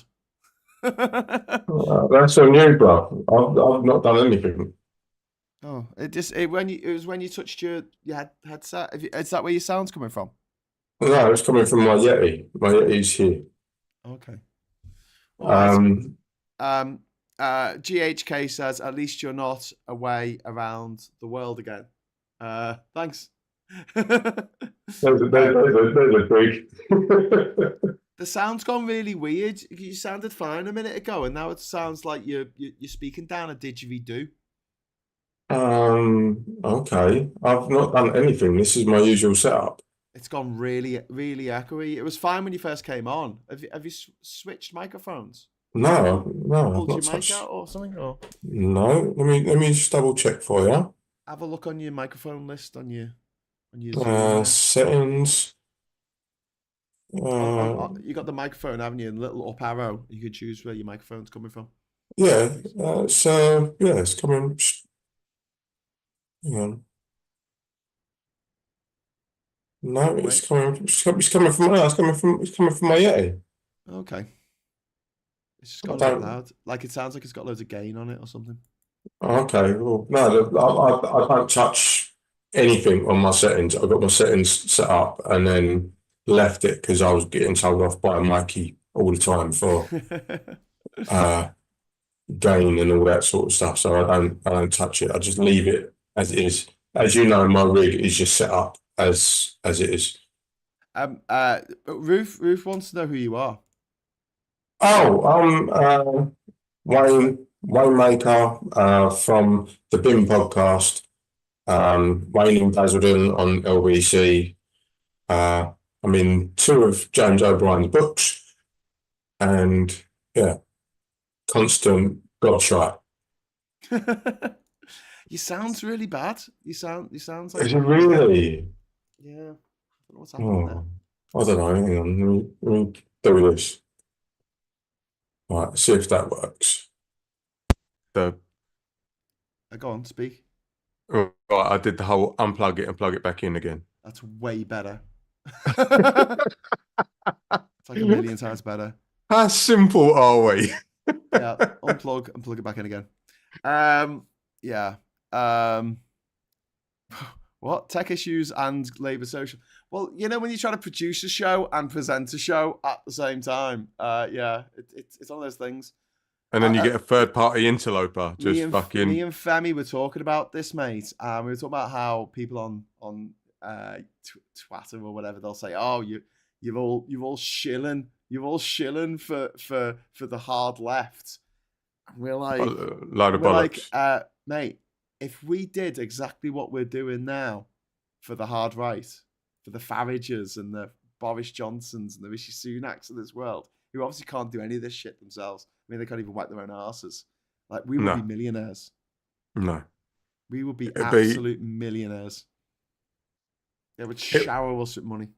It would be basically Me, you, Tommy Robinson in a human centipede sort of form, you know. Oh, Wayne. Anyway, we love the anarchy. Not as bad as GBB's. Well, I mean, if we had a separate producer that was still messing up, then I think I'd feel a bit worse about it. But I think we do all right considering. Oh no, we are like two dads trying to put flat pack furniture together with no instructions. When I think about it, like everything on my desk, everything that I do use to make this show was donated to me by someone. Mm. This is like basically a charity shop. That's live stream. To be fair, like that's pretty much my setup because this has all been podcast stuff. Yeah, and I do not use it for anything other than this. And when my daughters come round, do you know what? I finally figured out how to get my TV to my laptop to stream to my TV. Yeah, just like yesterday. Plug it in HDMI. Awesome. No, you can stream it Bluetooth, bruv. Oh, Bluetooth. Yeah, but Bluetooth. Yeah, I only figured it out yesterday. Yeah. Richard says, supreme bit of lowering the tone there, Wayne. Well, you know, I was about to wrap up the show, but then everyone shouted at me that Wayne had to come on. So come on then. Yeah. Okay. Right. So, I thought the format of the show was no water left. Pretty poor.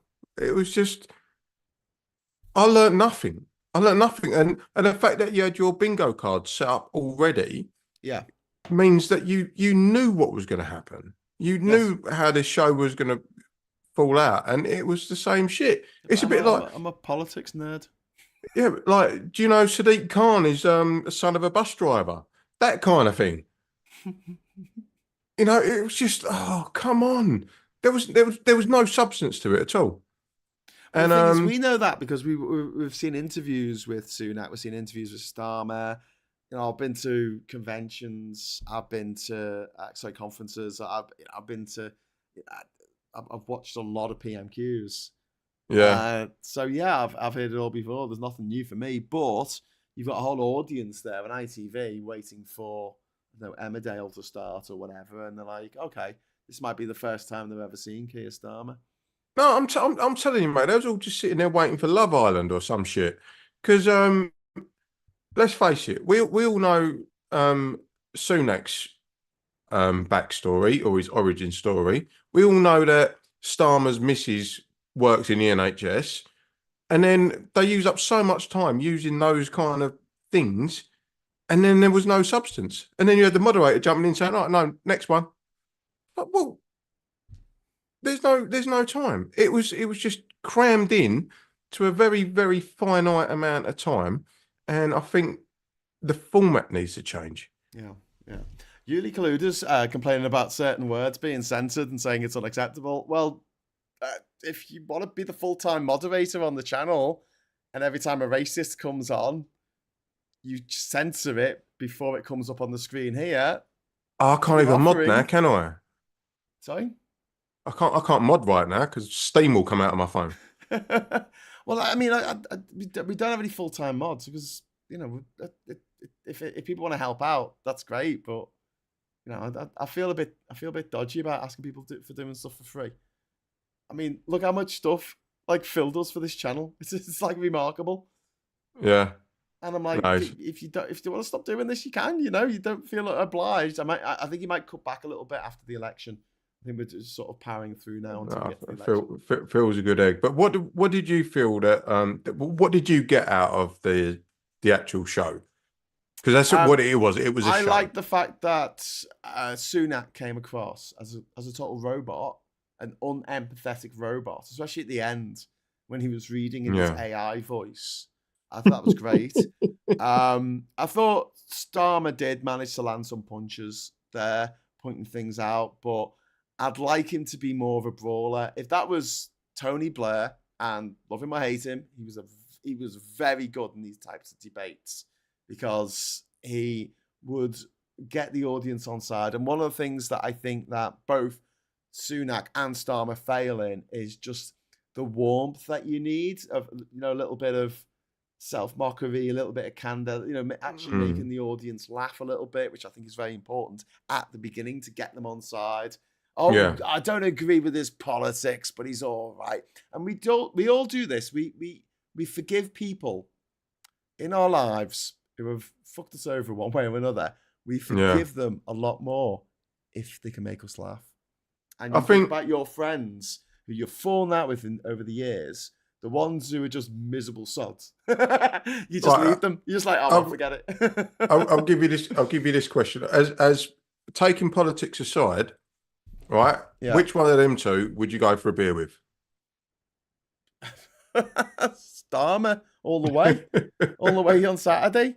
I mean, I don't think I'd have a particularly interesting conversation with him, but I mean, Sunak is just. He's awful. He just comes across as an awful human being. Like, he just does not care. There's nothing behind his eyes. He's got no passion, no belief, he's so neutral. He's like a car just in neutral, just rolling down a hill. There's no drive. Sorry, I went to see Furiosa last night, so there's going to be loads of car. I know. I saw your thing on. It's so good. I'm gonna watch it tonight on a stream, a legal stream. No, a legal stream. A legal stream. Probably shouldn't say that out loud on a streaming platform. Other streaming platforms are available. Super chat, thank you very much for GHK, £2. We know the backgrounds, but the general public don't, which is why I think that it would be good to talk to someone who had never seen, wasn't particularly into politics and knew there was an election coming and they are going to vote. And this is the first time they've really seen Sunak and Starmer sort of have this sort of argument thing. I think just to armchair, as I call it, Monday morning quarterback, produce that show. I think that should have been basically half an hour each with the moderator, just in conversation, talking about policies. And then after the 2.5 hours, have an hour of them just going at each other. And it did feel a bit rushed because it wasn't even an hour because they had an ad break in it. So there's a lot to get through. And we find this, when we do the agenda, it's just me and Phil talking on Fridays at 1:00. And, we're just talking about that week's politics. And by the end of the hour, I don't even realize an hour's gone. I'm like, I look at the time, like, oh shit, we've gone over time. Because there's so much to talk about and discuss. And that's with two people who agree with each other, talking about what's happened in the last week. With Starmer and Sunak, you're talking about what's happened in the last 14 years and what's going to happen in the next 5 years. And an hour's not really long enough, but... No, but even with a show on Friday, because we go off on weird tangents and we've done 2-hour shows. Yeah, but we do go off on weird tangents. I mean, if you're trying to stick to the script. But I think that's more personable, though. Do you know what I mean? Because you can really feel someone out for who they properly are. Whereas when it's so contrived and rushed and put into these very tight time constraints, rushed, which is why I was defending the presenter because it was 45 seconds, and then at the end of 45 seconds, like, that's it, you got to shut up now. But 45 seconds just doesn't feel spicy there. Graham, right. Let's be honest. If you was given 45 seconds, who the fuck would tell you to shut up? Do you know what I mean? No, but if people are trying to cut in, it is difficult. And I know what it's like because obviously when we're doing the Labour Social or anyone where I've got another presenter on and they are talking and I've got to stop them because the super chats come up and I need to say, thank you so much for the super chat. But I don't want to be rude halfway through a point, and obviously being a bit ADHD-ish, I get accused of interrupting people all the time. Which is what, if you ever watch the old Three Blokes in a Pub series, we used to interrupt each other constantly, and most people thought that it was great because that's what it is when you're having a conversation in the pub down your mates. Yeah. Some people have really got up their nose. It's I can't even watch this. But it's finish a sentence. But it's a difficult format when you're trying to do something online and broadcasting it. Yeah, I get that. But at the same time, you want to get that thought out whilst it's fresh in your mind, because you might. We do this every week, and you will say something, and then straight away it triggers me and go, oh, hang on, what about this? And because you love a little chat, I would try and sort of like interject, and it feels like I'm trying to push in, but I'm not trying to push in. I'm just trying to get that thought out whilst it's fresh in my mind. Because then you might start going off on another tangent and I'll forget about it and I'll be like, oh. Well, that's why I've always got a pad next to me computer so I can just scribble stuff down, because I do that. Like, if I don't say something straight away, I forget it. A tenor pad? Yes. Alan Poe says Sunak closing statement was written down 4 hours before. He had not listened to any of the conversation. 100%. Starmer's closing statement was much more in line with the discussion that had taken place. It's very true. But then again, I mean, it was very predictable, the things that would come up. So I think Starmer's closing speech was probably... But what people have got to remember... off the cuff, was it? No, but what people have got to remember, even PMQs is preordained. Like, they all get like a briefing of what the questions are going to be so they can come back at them. Anytime there's a statement in the Commons, the leader of the opposition normally gets a briefing of what's going to be in that statement so they can respond. And they can write a statement to say, yeah, we agree with this and we disagree with that. So there's a lot of theatre in our politics, and it's not as bad as America, because America's basically like WWE. They're like, I'm going to come in here and smash your face in, man. Whereas, yeah, Captain Bart Roberts is saying, you guys are not the only ones. Another Girl, Another Planet. So there you go. As in the only ones. They sung a song called Another Girl, Another Planet, which everyone thinks was made in the Britpop era of the 1990s, but actually dates back to the 1970s. But it sounds very Britpoppy. Great. Have you got one of your woke karate t-shirts yet? No, I haven't got one. No one sends me anything. Oh, okay. I'll get on to Scott and get him to send you one. I got a sticker. I got a sticker. I got a vote for Mary Foy sticker today because I was out canvassing it with the Labour lot in okay. Durham, Well, if anyone wants one of these woke karate t-shirts, get onto my friend Balcony Shirts in Uxbridge. So tofu eating woke karate. Yep. It's pretty cool. It's pretty cool. Yeah, Jack is saying at first you don't succeed. Shout over and interrupt your opponent. Sunak is terrible at this kind of thing. Yeah, I mean, there is a way of dealing with when the debate goes like that and it ends up being a shouting match, everyone's trying to interrupt each other. I think, yeah, I don't want to say that I felt like the moderator was biased. I don't really think she was, but I don't think she was particularly good at keeping the conversation under control. And I think maybe something that is always good is to have a mute button. Literally just mute one of them and you say, you can talk, but no one's going to hear you for 45 seconds. And then I'm going to take the mute button off. No, but worse than that, a light. so you've got the two subject matters on screen. This one's talking, turn the light off on this one. Yeah. And it's like, oh, I can't see him, he can't talk. Michael Warner's just said in the chat, like, capital letters, turn off the interrupting person's mic. Yeah. I mean, the studio will still be able to hear them going on, but everyone at home, that's it. The mic's off. Look, the thing is, that was classic Fox News stuff. They used to have a panel, because Piers Morgan's show, oh my fucking God. It's just a shouting match, right? And I just think, Piers Morgan, have some stones, just turn someone off. He was having a debate. The thing is, they're sitting down on a panel. I mean, they're standing next to each other on stage. You'll still be able to hear one of them rabbiting, quietly. And obviously, they will on stage. It is quite difficult to keep talking and maintain your point and maintain eye contact while someone's rabbiting in your ear. It's a bit of a skill that not everyone has. Just get the producers to get one of them old shepherd hooks out and just drag them off. Yeah. I do.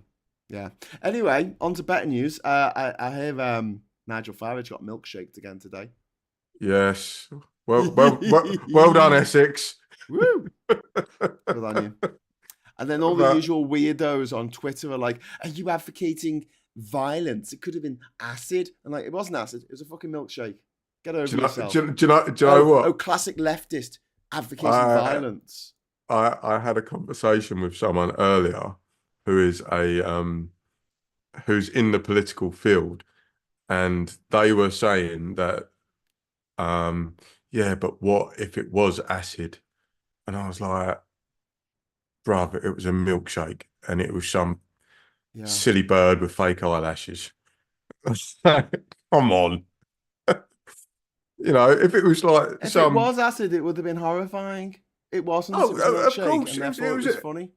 Yeah, and it was a nice little PR thing for McDonald's. I quite like the fact I put a tweet up saying, you know, cheer up, Nige, because, like, you know, when your hero Oswald Mosley came to Liverpool in 1937, my great granddad threw a brick at him. Bruv, he was walking out of a spoons. Yeah, I know, that made it even funnier. No, but then I got a torrent of people with you know, little Israeli flags in their names, right? Okay. And they were like, "How dare your great grandfather throw stones at a man doing a Hitler salute in Liverpool in 1937?" They obviously didn't put that bit at the end, but I was like, you clearly don't know who Oswald Mosley was. You clearly don't know what the Nazi Party was, or what they did to the people who now, you know, live under that Magen David, that star on that flag. Do you know what? You shouldn't have thrown a stone at him, because that's just dragging us down to their level. We went to war with them. We literally dropped bombs on them, and then we gave awards to the people who dropped the bombs on them. But Well done for dropping bombs on the fash. This is the beauty of navigating the online space now. Oh, it's all bots. I don't get anything. I don't get anything, mate. Like, not throughout the year, except when there's an election, and then suddenly anything I put on Twitter, a huge number of people go, "Oh, you leftist, woke, bald." What did they call you? What's the big insult that they have? I don't know. Lefty. Coffee. Johnny Copperhead, thank you very much for the £5 super chat. Can I moderate the next Johnny one? Copperhead's there. Yeah. Can I moderate the next one? I can stop Sunak from interrupting. Oh, well, it's not up to me. Obviously, I would let you moderate because you're very generous. But you know, and you always leave good comments, good chat. But yeah, Johnny Copperhead's good, people. Spinks is saying my milkshake's all over Nigel Farage. I can't read the rest of it because it's a little bit. Yeah. I know where it's going though. Ableist language. Honestly, honestly, I can't see the chat because I'm on the Zoom thing. So yeah, I get where that was going. Yuli Kaluda says, honestly, there's nothing funny about throwing stuff at anyone. I don't want to live in that world, but then I don't want to live in a world where some idiots can take away my rights, like Brexit. Well, yeah, which was taken away by, you know, Nigel Farage. I hope he gets a milkshake every day. Every day that he wants to be an MP or is in the public eye, I hope he gets a milkshake. That's it.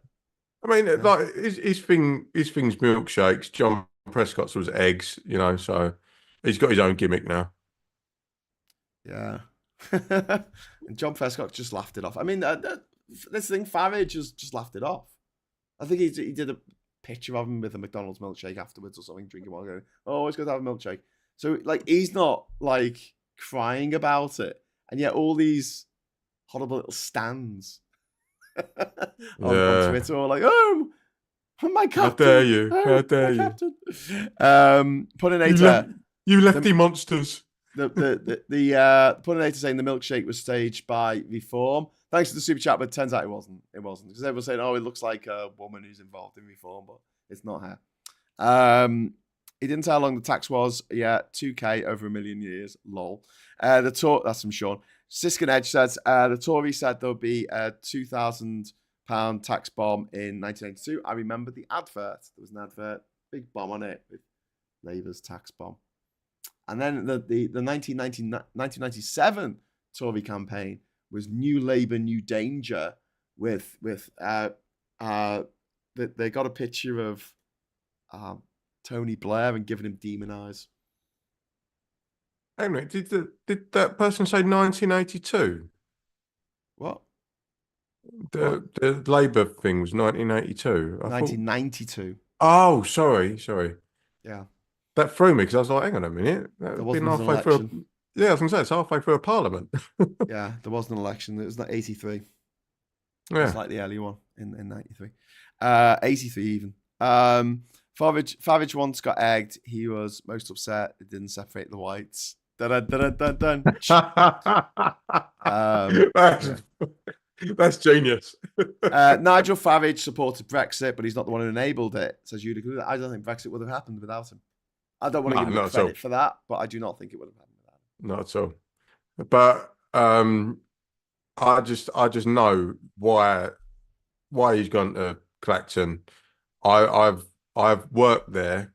Well, I live Wayne in Basildon. I live in Essex. Weird that. I've been to that place so many times, worked there loads of times, and there is a lot of people that have moved out from the East End of London, and they're like, oh, no, it's all right, Wayne, you're one of the all right ones. It's all the others. It's that kind of mentality and attitude that is very prevalent I don't mean you. Yeah, that kind of thing. Yeah. So it's very contrived as to why he's gone there, and obviously the other man he can win, and he probably can. Yeah. Well, why do you think his last effort was another sort of seaside town? Yeah. You know? Sean's saying, didn't the last person get prosecuted in milkshake Farage? Yes, he did. And I was in Newcastle that day with a milkshake, and I was looking for Nigel Farage, and I didn't see him. So I thought, well, I'll go home then. So I'm on the train back to Durham. It's only like a 15-minute train journey. I'm on the train drinking me milkshake, and my phone alert goes off. Nigel Farage, milkshake in Newcastle. I was like, someone else got there first. But then I thought it'd be really funny if I'd been just waiting around the corner by the station. To be fair, we should be able to sue these firms for trying to drink a milkshake through a paper straw these days, because you're going to give yourself a brain aneurysm with all the strain you have to try and get it out of the bloody Just get another tube. one. Just ask for another one, and then they turn into a big soggy mess. Anyway, yeah, but Ben Chambers and I went to see Furiosa last night, and we had milkshakes before, just in case Farage turned up. So you went tooled up? Yeah. I went tooled up to go see Furiosa. God, it's a good movie. If you like Mad Max, it's a good movie. If you like movies, it's a good movie. Do you know what? I've not any of the new generation Mad Max. I've not seen. Have you not? No. Oh, okay. Honestly, it's bloody fantastic.